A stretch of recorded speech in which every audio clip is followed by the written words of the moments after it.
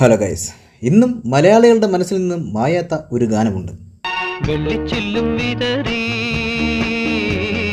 തുള്ളി തുള്ളി ഒഴുകും. 1982 ഐ വി ശശി സംവിധാനം ചെയ്ത് പുറത്തിറങ്ങിയ ഇണ എന്ന ചിത്രത്തിലെ ഗാനമാണ് ഇപ്പോൾ നമ്മൾ കേട്ടത്.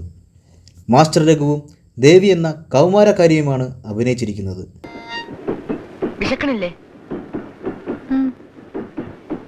ഇപ്പൊ എന്താ ചെയ്യ? എവിടെയെങ്കിലും നിർത്തിയിരുന്നെങ്കിൽ കുറച്ച് വെള്ളമെങ്കിലും കുടിക്കായിരുന്നു. വല്ലാണ്ട് വിശക്കണുണ്ടോ? ശങ്കരൻ നായരുടെ നിറമുള്ള രാവുകൾ പോലുള്ള ചില ഹോട്ട് സിനിമകളിൽ വന്നിരുന്നെങ്കിലും അവിടെയും തിളങ്ങാനായില്ല എന്നതാണ് സത്യം. ഞാൻ നശിച്ചു, തീർച്ച. പക്ഷേ അതുകൊണ്ട് എന്റെ കുടുംബം മുഴുവൻ രക്ഷപ്പെട്ടു. അവരെല്ലാം ഇന്ന് വളരെ സംതൃപ്തരാണ്.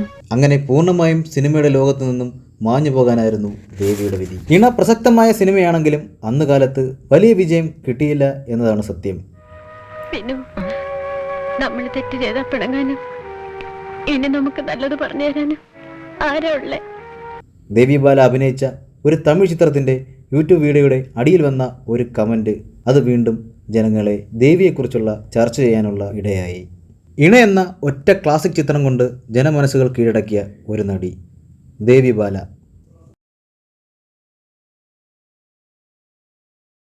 സിനിമയിൽ നിന്ന് അകാലത്തിൽ വിരമിച്ച പല നടികളും പിന്നീട് തിരിച്ചു വരികയോ കുറഞ്ഞപക്ഷം സീരിയലുകളിലോ റിയാലിറ്റി ഷോകളിലോ പ്രത്യക്ഷപ്പെടുകയാണ് പതിവ്.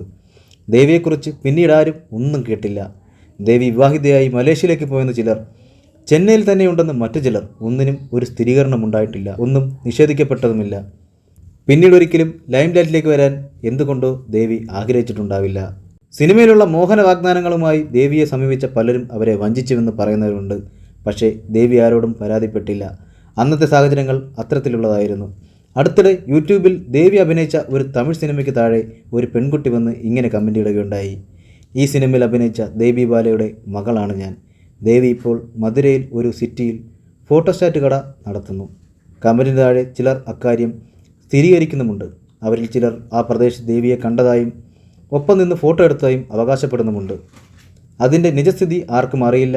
ദേവി പിന്നീട് ഒരിക്കലും മാധ്യമങ്ങൾക്ക് മുന്നിൽ വന്നിട്ടില്ല എന്നുള്ളതാണ് സത്യം. ഒന്നുകിൽ അവർ ഒരു കുടുംബിനിയായി സ്വസ്ഥമായ ജീവിതം നയിക്കുന്നുണ്ടാവണം. അതിനപ്പുറം എന്താണ് അവരുടെ ജീവിതത്തിൽ സംഭവിച്ചതെന്ന് ആർക്കും വ്യക്തമല്ല.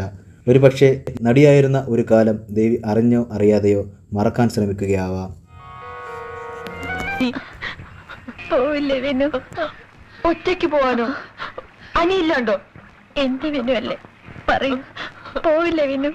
ഇല്ല, അനിയനെ വിട്ടിട്ട് ഞാൻ പോവില്ല. എപ്പോഴായാലും എവിടേക്കായാലും ഞാനും വരും. വേണ്ട വിനു, വേണ്ട. അനി അനി അനി അനി അനി